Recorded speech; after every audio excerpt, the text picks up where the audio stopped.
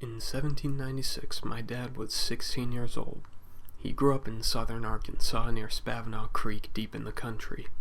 He knew that land better than he knew anything, but my grandmother was still hesitant when he asked to go camping at the creek for the weekend with his friends from the other farms around the areas. After much deliberation, my grandmother finally agreed. That weekend, he and his friends packed up and headed to the creek. The group was made up of 9 teenage boys, ages 13 to 17. When they got there, they spent the day fishing and playing games.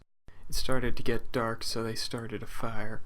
The sun went down, and it got so dark that my dad could no longer really see the faces of those around him.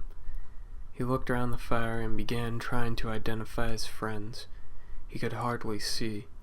He figured out who most of them were, but he was confused by the number of people around the fire. He counted to himself. 1, 2, 3, 4, 5, 6, 7, 8, 9, 10. He counted again and again, trying to determine whether he had counted someone twice. After counting over and over, he began to panic. Who is this extra person sitting with us around the fire, he thought.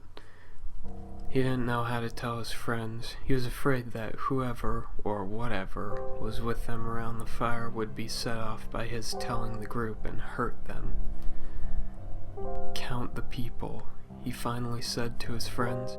They all muttered, "What? What are you talking about?"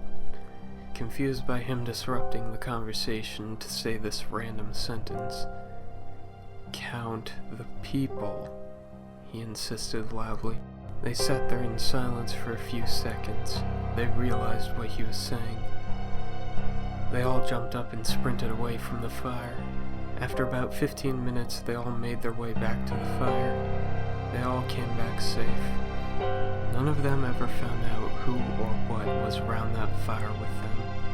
But to this day, when my family goes camping with my dad's childhood friends, I can see them all looking around the fire and counting the people.